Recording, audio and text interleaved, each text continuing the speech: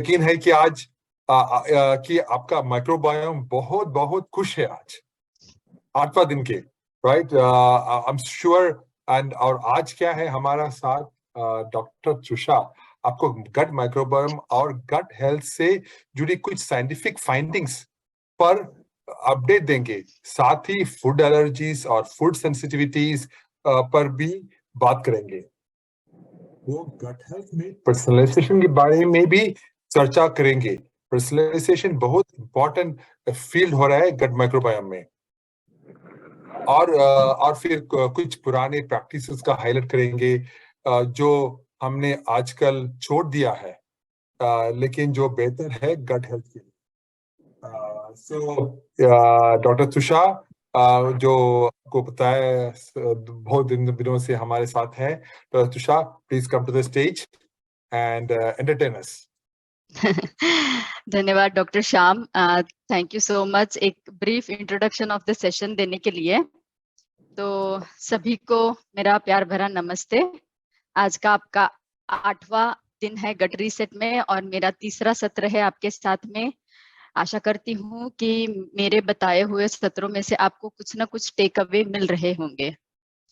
तो इसी के साथ हम आज के सेशन को स्टार्ट करेंगे और मेरा स्क्रीन विजिबल होगा तो बस एक थम्स अप दिखा दीजिएगा। Thank you so much doctor Shyam. Thank you Snigdha. तो आज का हमारा सत्र है हमें पता मतलब एक अनावरण करने वाले हैं। हम अनावरण करने वाले हैं हमारे तथ्यों का, जो तथ्य हमारे गट से रिलेटेड है, हमारे आंतों से रिलेटेड है। तो ये वाला सत्र आपको ज्यादा सीखने वाला नहीं है, बस तथ्यों को जानने का है और उसको आत्मसात करना है। तो आज का सेशन होने के बाद में आशा करती हूँ कि 2-3 चीजें आप जरूर से आत्मसात करेंगे और शुरू करेंगे उसको यूज करने के लिए। तो ये आप देख पा रहे हैं कि एक संशोधन किया हुआ है। तो मुझे ये स्लाइड हमने इसलिए यहाँ पे डाला है या ये रिसर्च हमने इसलिए यहाँ पे डाला है क्योंकि हम लोग 7 दिनों से गट रीसेट के बारे में ही बात किए जा रहे हैं। लेकिन क्या वो चीज है जिसने हमें अट्रैक्ट किया कि गट रीसेट के बारे में इतना इम्पोर्टेंट क्या है जो हमने वो सत्र को या उस चरण को पहला चरण करके लिया है। गट रीसेट हमारा पहला फेज है।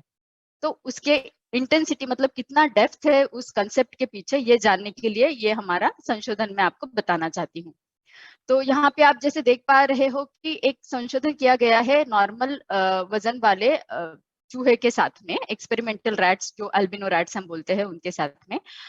और उसका जो माइक्रोबायोटा जो बोलते हैं हम, माइक्रोबायोम वो ट्रांसफर किया गया है एक नॉर्मल वजन वाले ही चूहे में जो कि हेल्दी है। तो क्या हुआ, उनको पाया गया कि जो जिसका वजन था एक्सपेरिमेंटल चूहे का वो उतना ही है, ना कम हुआ ना ज्यादा हुआ, क्योंकि हमने लिया था नॉर्मल वाले चूहे से, हेल्दी वाले चूहे से, नॉर्मल वजन वाले से। अब उन्होंने दूसरा ये प्रयोग किया कि एक ओबेज वाला वजन ज्यादा रहने वाला जो चूहा था उसके माइक्रोबायोम को उन्होंने नॉर्मल वजन वाले चूहे में ट्रांसफर किया। अब उन्होंने ये फाइंडिंग पाई कि वो जो नॉर्मल वजन वाला एक्सपेरिमेंटल चूहा था उसका वजन बढ़ गया, जितना उसका वजन था उससे ज्यादा हो गया।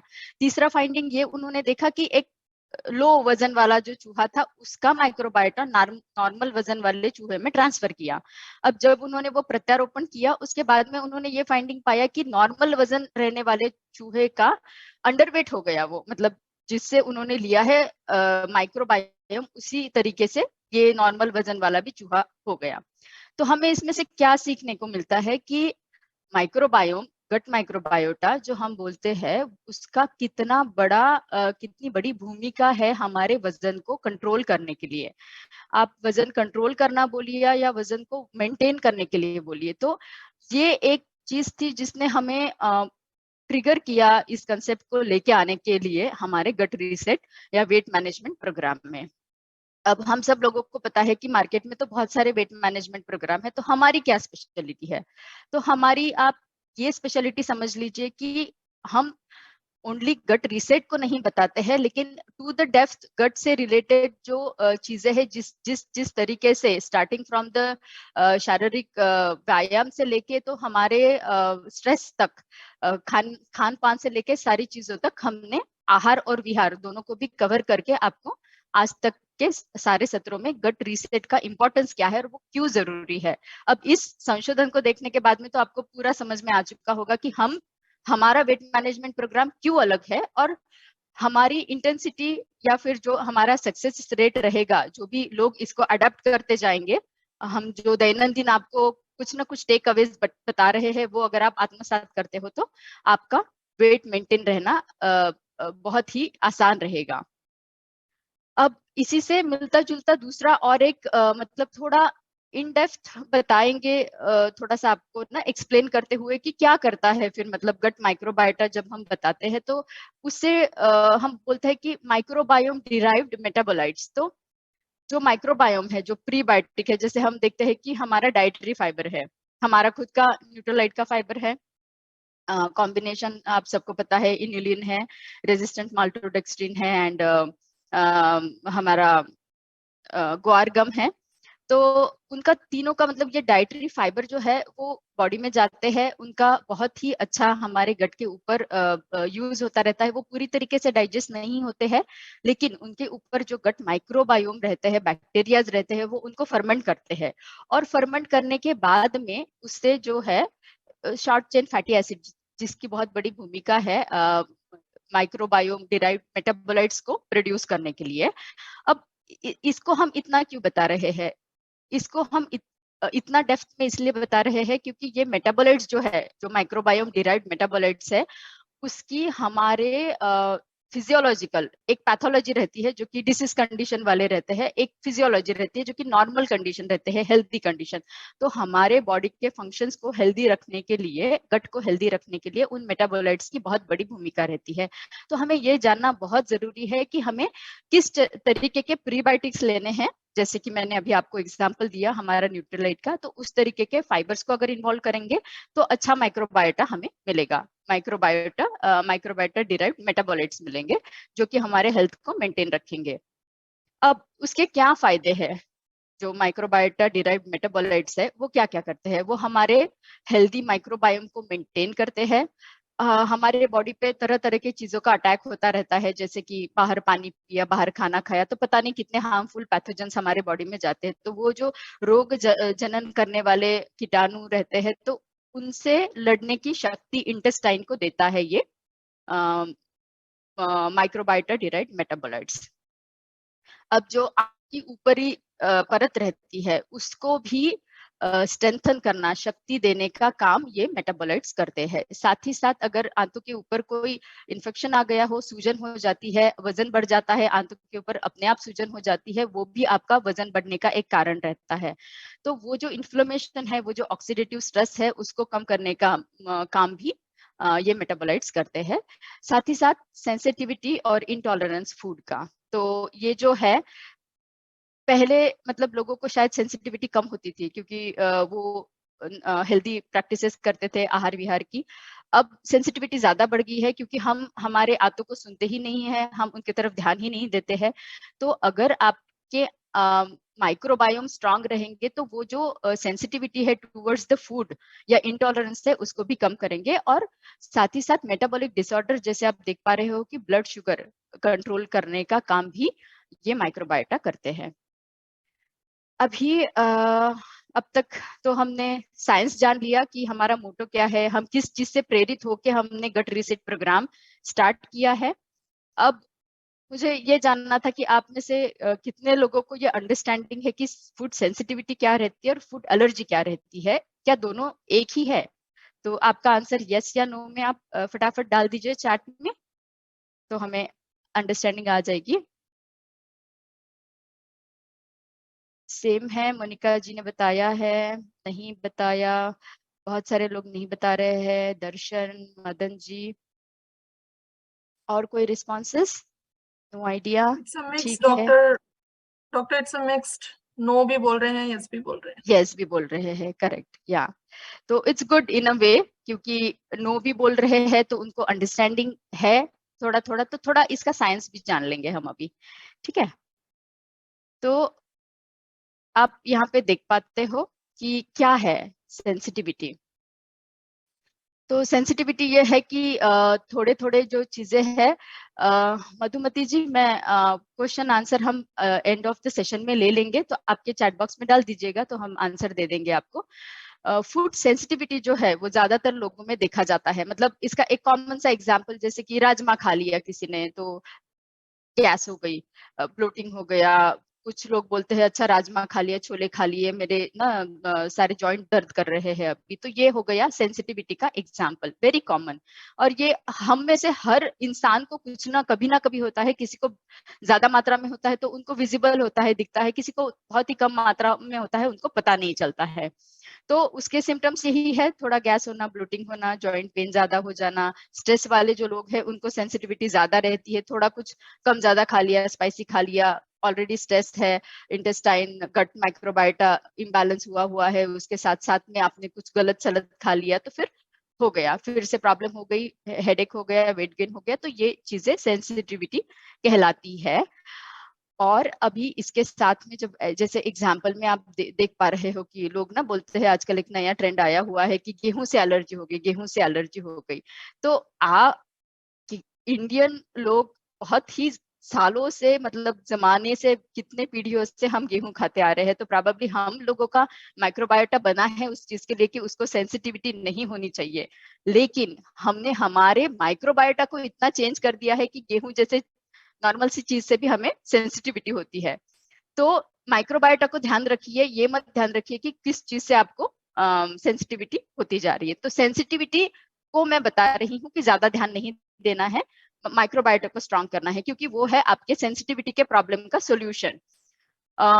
ये बहुत सीरियस कंडीशन नहीं है, थोड़ा थोड़ा छोटा मोटा सिम्टम्स आते हैं, सामान्य लक्षण दिखते हैं, ठीक हो जाता है। अब आते हैं एलर्जी के ऊपर। तो एलर्जी एक चीज है जन्मजात ही आपको दिख जाती है। तो इसका मोस्ट कॉमन एग्जाम्पल है कि मिल्क इंटॉलरेंस।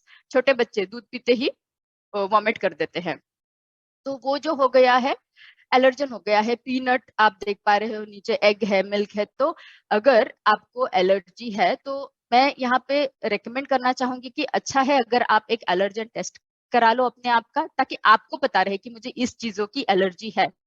आप कहीं भी कभी भी जाएंगे तो कोई डॉक्टर को या कोई हेल्थ केयर एडवाइजर को पता नहीं रहेगा कि आपको कौन सी एलर्जी है। वो कुछ भी आपको सजेस्ट करेंगे, लेकिन अगर आपको पता है कि मुझे XYZ चीजों का एलर्जी है, थ्रू द लैब इन्वेस्टिगेशन, तो अच्छा रहेगा आपको कि आपका अवेयरनेस रहेगा कि मुझे ये चीज का एलर्जी है, मैंने इसको छोड़ देना है, बिल्कुल भी नहीं लेना है। क्यों नहीं लेना है? क्योंकि एलर्जी अगर कोई चीजों की है तो हो सकता है कि वो ज्यादा सीवियर भी हो सके, मीडियम सीरियस टू थोड़ा ज्यादा सीवियर स्टेज पे भी जा सकता है। तो इसके लिए हमें ये प्रिकॉशन अपने आप के लिए लेना जरूरी है। इसके लिए दूसरा कोई भी इंसान आपके हेल्थ के लिए रिस्पॉन्सिबल नहीं रहेगा। अब जाते हैं हम आगे की और, जो कि अब तक हमने आंतों के बारे में सुना, माइक्रोबायोम के बारे में सुना। तो हमारे इतने सारे जो सेशन हुए हैं, लिसन टू योर गट हमने बताया था। तो कोई बताएगा कौन कौन सुन रहा है अपने गट को? और अगर कोई सुन रहा है तो क्या सुना आपने? तो एक वर्ड में अगर आप शेयर कर देंगे तो हमें भी पता चलेगा।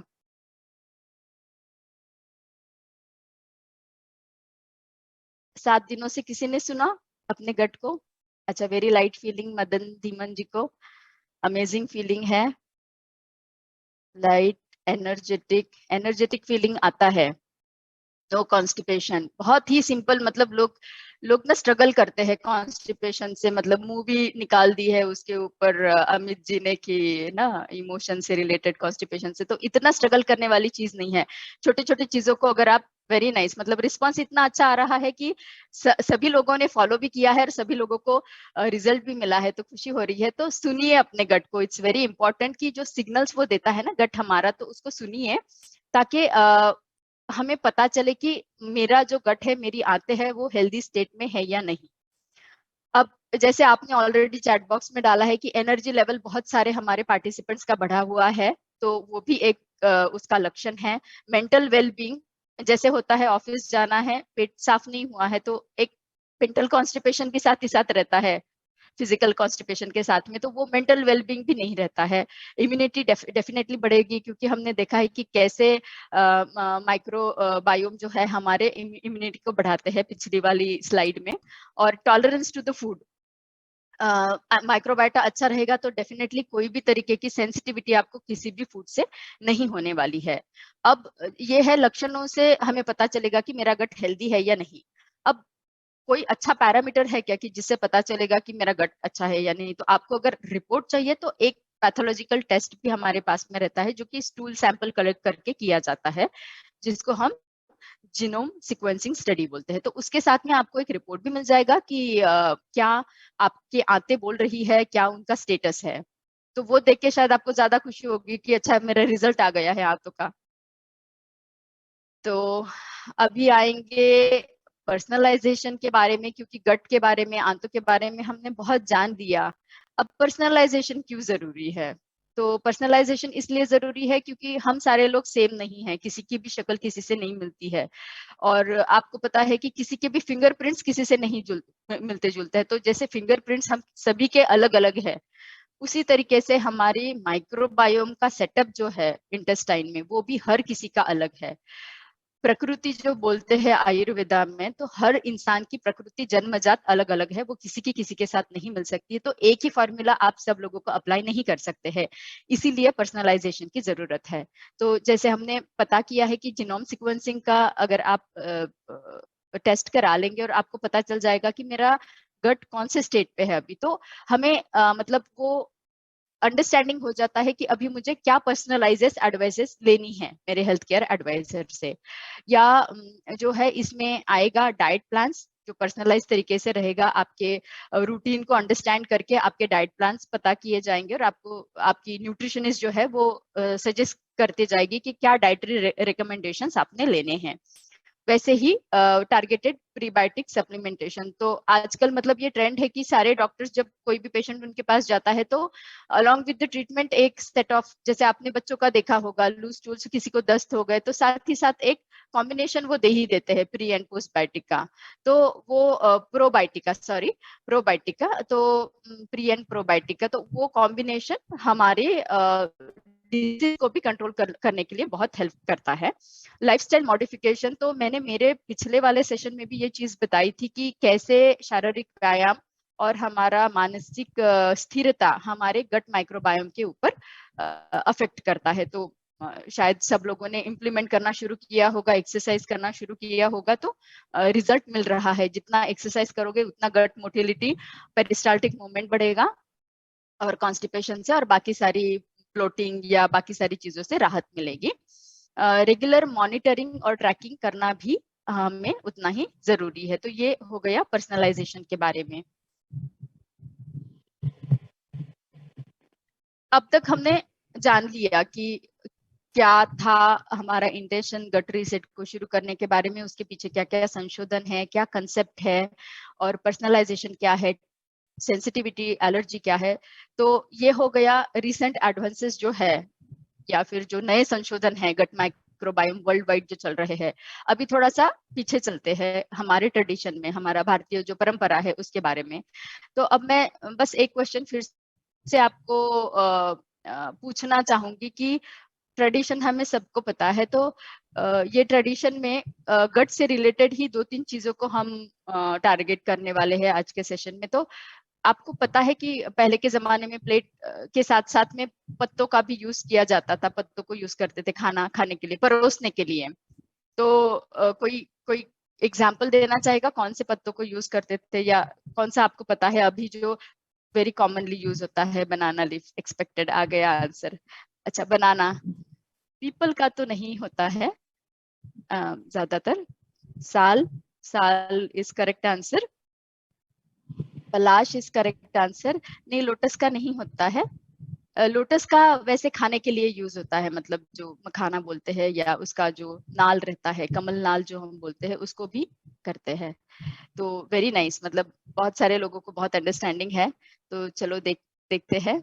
यहाँ पे हम देख पा रहे हैं कि भारतीय जो संस्कृति है उसको भारतीयों ने छोड़ दिया है और पाश्चात्य देशों ने अपना लिया है। तो यहाँ पे आप देख पा रहे हो कि कितने खुश है वो इनको लेके। और हमारे तो दादा परदादा से यही चीजों को यूज करते थे, लेकिन हमें वो चाहिए नहीं था। मतलब हमें वो लगता था कि पता नहीं अब ये पुराना सा ट्रेंड हो गया है, नहीं चाहिए हमें करके। तो आप यहाँ पे देख पा रहे हो कि जैसे सभी ने आंसर किया है कि केले का पत्ता तो बहुत कॉमन है, उसके साथ ही साथ साल जो प्लांट है, वृक्ष है, पलाश है, कचनार है, कचनार या कांचनार उसे बोलते हैं, तो ये ज्यादा कॉमनली उपयोग किए जाते हैं पत्तल या द्रोण बनाने के लिए, और उसी में खाना परोसा जाता था। अब इतने सारे पेड़ पौधे हैं, उनमें से इन्हीं को क्यों चुना गया है? तो उसके पीछे एक थोड़ा सा एग्जाम्पल, सॉरी, थोड़ा सा एक्सप्लेनेशन ये भी पाया गया है कि उससे जो जब गरम गरम खाना उसमें परोसते हैं तो उसमें से जो भी अरोमा निकलता है या उस पत्ते की जो खाने के साथ में रिएक्शन होती है, तो उससे हमें एक एपेटाइजर का एक्शन मिलता है। उसके साथ ही साथ जैसे पहले के जमाने में यूज एंड थ्रो करना रहता था, अभी हम यूज एंड थ्रो को बहुत प्रेफरेंस देते हैं और पोल्यूशन बढ़ा रहे हैं, मतलब प्लास्टिक जमा करके। लेकिन पहले के जमाने में इतना अच्छा यूज एंड थ्रो सोल्यूशन था कि भाई यूज करो, हाइजीन भी है, हेल्थ भी है, फिर से किसी का उस प्लेट के साथ में कांटेक्ट नहीं आने वाला है, और नेचर भी सेफ है क्योंकि वो नेचर में ही समाने वाला है। तो उससे दूसरा एक्शन ये भी मिलता था कि भूख तो बढ़ती थी या डाइजेशन अच्छा होता था, एपेटाइजर के जैसे काम करता था। साथ ही साथ कार्मिनेटिव, मतलब जो गैस बनाने वाली चीजें सपोज हमारे खाने में आई है तो उसका जो साइड इफेक्ट आना है, गैस बनना है, उसको कम कर देता था, तो फ्लैचुलेंस होना कम हो जाता था।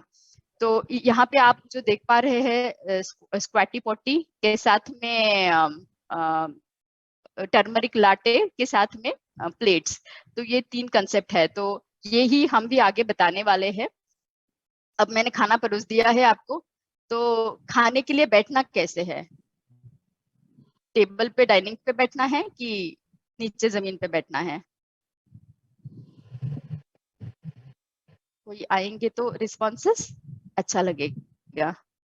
नीचे बैठना है, जमीन पे बैठना है, क्यों बैठना है नीचे जमीन पे?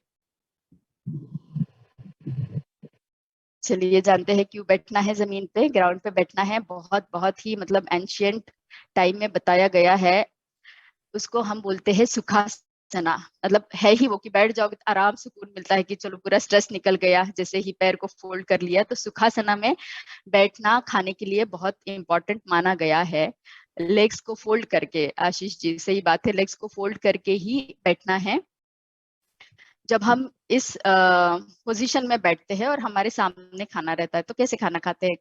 खाने को लेते हैं, आगे झुकते हैं, फिर पीछे जाते हैं।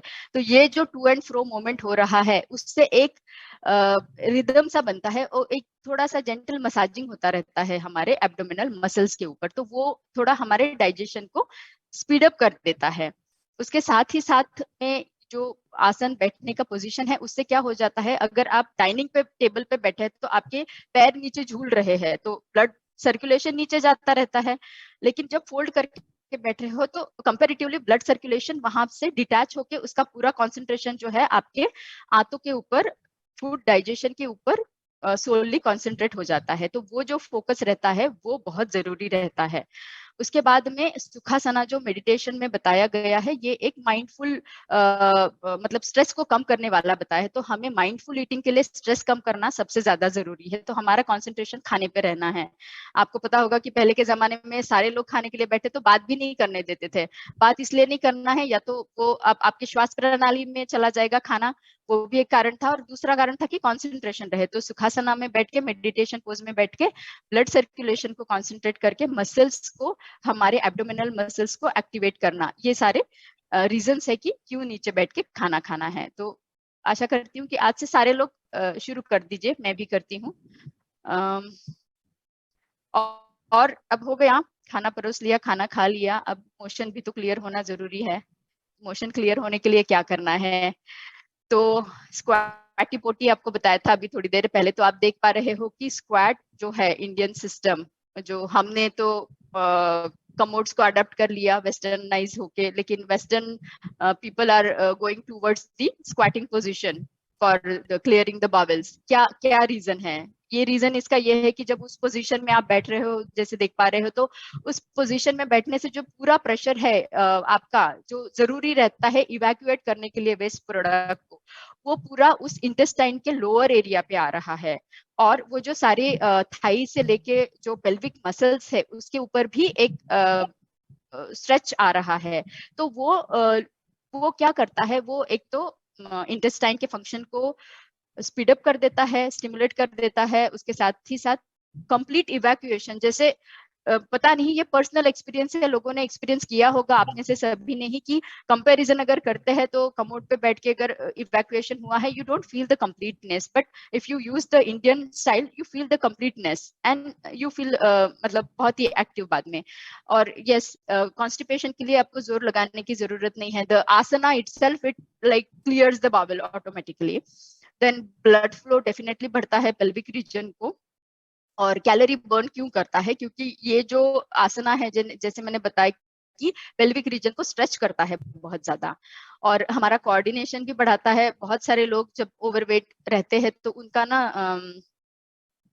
जो हमारा पैरों की मसल्स है, काफ मसल्स स्ट्रेच नहीं हो पाती है, they can not sit comfortably, उनको पेन होना शुरू हो जाता है। तो जब आपको पेन नहीं होगा तब आपको समझ में आएगा कि now I am in a position जहां मेरा कोऑर्डिनेशन बढ़ रहा है, अदरवाइज वो ऐसे बैठते हैं और गिर जाते हैं, मतलब दे कैन नॉट बैलेंस, तो कोऑर्डिनेशन भी इससे बढ़ता है। तो ये हो गया हमारा इंडियन सिस्टम का 3 इंपॉर्टेंट चीजें की खाना परोसना किस पे है, किस पोजीशन में बैठना है, और क्यों इंडियन स्क्वाट का हमको यूज करना है during the asanas also and even for the daily these things। तो इसी के साथ में हमारा सत्र समाप्त होने को आया है, और मैं चाहती हूँ कि आप सारे लोग जो है एक अच्छा सा ट्रेंडी रेसिपी में भी ट्रेंडी रहेगा दादी माँ के बटुए से भी, तो वहां से निकाल के भी आप शेयर कर सकते हो, या आपका खुद का इन्वेंटेड रहेगा कि बहुत ही हेल्दी रेसिपी है, या और भी कोई ट्रेंडी फोक रेसिपी आपको अगर पता है तो वो भी आप हमें फोटो निकाल के बना के रेसिपी बना के भेज सकते हैं। तो आप सभी को मेरा धन्यवाद, आपने मेरा सत्र शांतता पूर्वक सुना, और ऑल द बेस्ट फॉर आपका आगे वाले सारे sessions. Thank you so much. Over to you Snigdha. Thank you so much Trisha ji. Doctor Trisha, बहुत सारे इंफॉर्मेशंस हमने आज ली है, और it is very exciting to know कि इंडिया की जो ट्रेडिशंस है, हमारे भारत की जो ट्रेडिशंस है, वो वेस्टर्न वर्ल्ड अडेप्ट कर रही है। एंड ये बहुत सारी चीजों में हो रहा है, नॉट ओनली फिजियोलॉजिकल या खाने पीने के उसमें, बट आप जैसे हल्दी दूध, ये सब हमारे कॉमन चीजें थी हमारी नानी दादियों के, राइट? तो वो सब कुछ अब वेस्ट अडेप्ट कर रहा है, एंड दैट शोज कि हमारे जो पुराने दादी नानी के नुस्खे जो थे वो कितने कारीगर हैं, right? So thank you so much for all this knowledge. It was really, really great to listen. समझने के लिए बहुत